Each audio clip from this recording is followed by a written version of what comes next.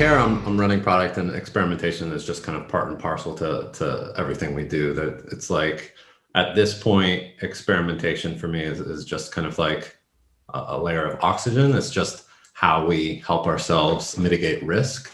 And I've been doing that kind of work for close to a decade, whether I've been on product or growth or marketing teams. I like that sort of perspective, that it's sort of just, you look at it as oxygen and it's just a constant. So I've got 3 questions for you, Walter. Sure. Considering that situation, all these 3 questions are centered around data. So what's the oxygen from a data standpoint? Like, what are the data table stakes that you use when you're thinking about product performance, assessing features, and things like that? So from a broad product level, there are metrics like, acquisition, retention, monetization, but it's not really always possible to look at the features that make up your product and know how they're contributing to the overall product value with direct lines to those particular metrics. So what you need instead is to look at these feature level metrics and evaluate the features in the context of that product.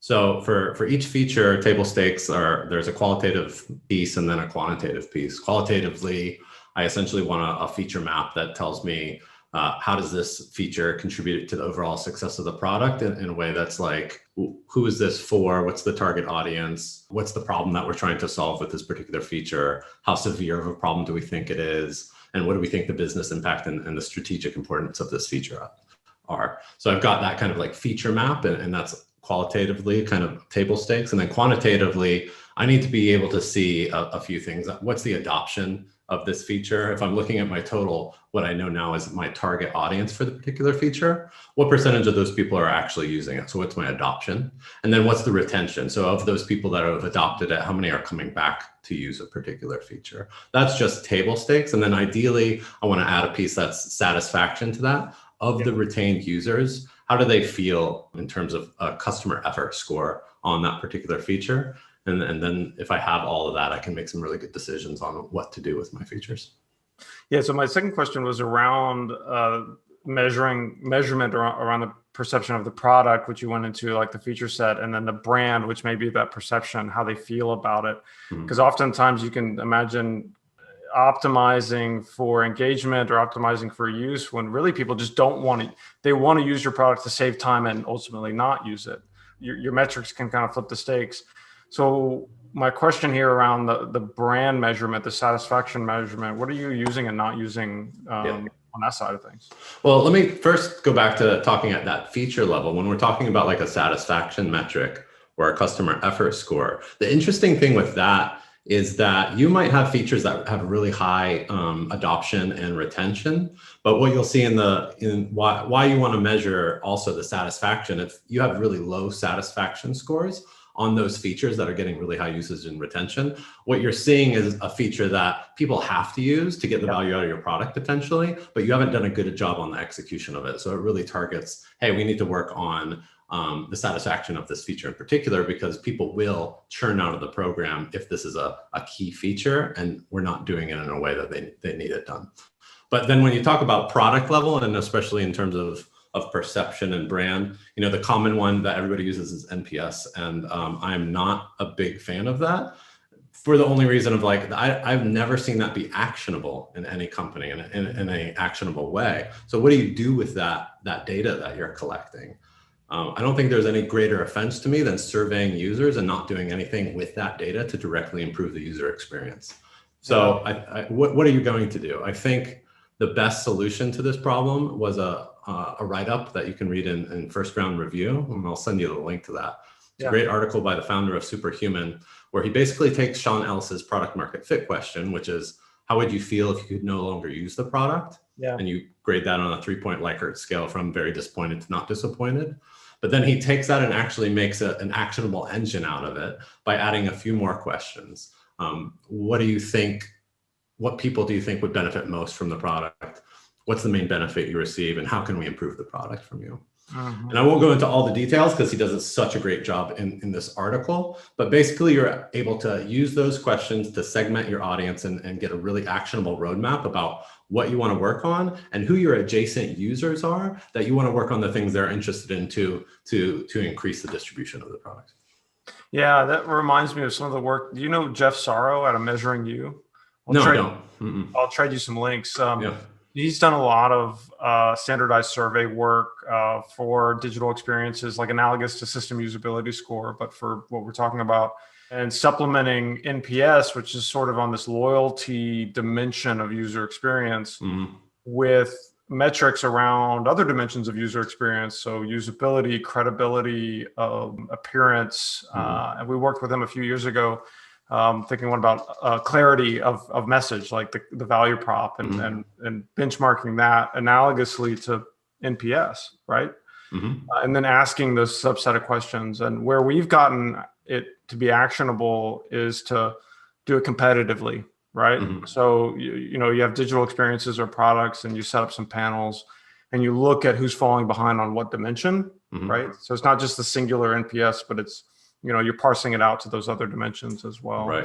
Right. I mean, I think that's the key. Like you can feel good or bad about the user experience based on one survey question, but if you don't have a plan through data to know what to work on and why, then I don't see the utility of any metrics. Yeah, and I like the angle on yours around the proximate user and identifying them and stuff like that. Awesome. Right. Well, cool. So you mentioned at the beginning of this, and we've had a conversation before about looking or thinking about experimentation. To you, it's like oxygen, or it's a given. So how do you use testing, split testing data generally to decide what to work on? How are you using experimentation as a measurement tool to help you prioritize product, your growth, the feature set, where you can go big or small with that question? Yeah, I mean, I'll separate it because honestly, for split test, I've come to a point in my career where split testing is essentially only risk mitigation. That's what we're doing with A/B testing is basically making sure that the insights we've already had, the insights we've already pressure tested, and the insights that we've concluded are the right things to work on through prototype testing actually test fine when they're a live user experience. So using a combination of feature flagging, progressive rollouts, and A/B testing, we're just making sure that the experiences that we put out there for the user aren't impacting the user experience negatively. So that's mainly how we're using testing data. Data generally, though, is what I'm talking about when I'm saying that experimentation data is oxygen, in that we're always trying to figure out what the right thing to work on is based on data. And I think that what you do is you start with a particular insight when you're trying to figure out what to work on. Those insights might be user insights or strategic insights from the business, or just particular data insights. And then you have to kind of do that pressure testing where you're using data to figure it out. If it came from users, what percentage, what impact is it going to have? And when I say it came from users, you can do, it might be user testing, user interviews, surveys, maybe just the information that you're getting in from chat or member care, or however your company is structured. But actually to pressure test using data to say, should we work on, is this actually a thing or not? Yeah, it's a different type of data. Well, I'm going to push you just slightly on that. You mentioned the risk mitigation, which is it should be probably 90% of tests, right? And people looking at it that way have a very mature understanding of how that data can be used. But do you look at a category of testing of what I'm like calling strategic testing arbitrarily? So if you have a new channel, you're thinking about those proximate users or something like that, and you're like, okay, let's think about a growth strategy, and a strategy equals hypothesis.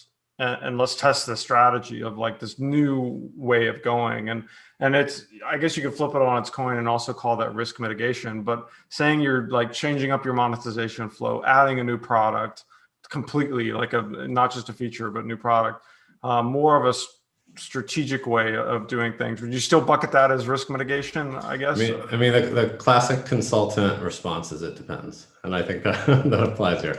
It depends. If what I'm trying to figure out, I'm going to assess the potential risk of it just qualitatively, like how bad would it be if we launched this and it didn't go well? What do I think is going to happen?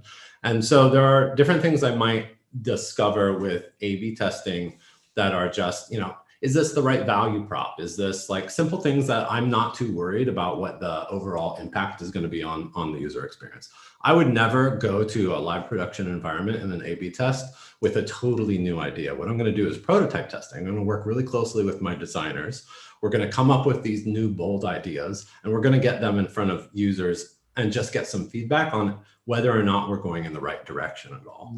There, I'm mitigating risk a lot more than if I'm now working with designers and developers and incurring that potential user impact risk by deploying, even if it's only to a percentage of my audience, the impact on things could be much more negative, and the time and money that you're wasting much higher if you're not doing that initial level of investigation, I think.